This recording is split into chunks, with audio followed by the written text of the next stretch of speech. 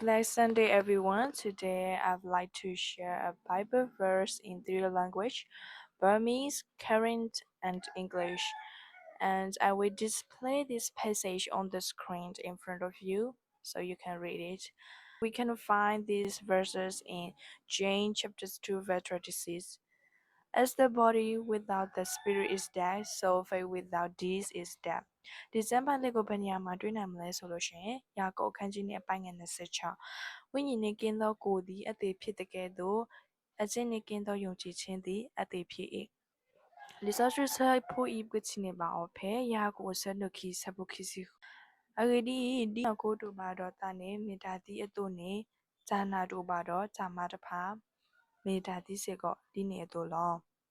I hope this message has encouraged and strengthened you. Thank you for listening and giving your precious time.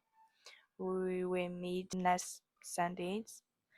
Remember, God's blessings are always upon you.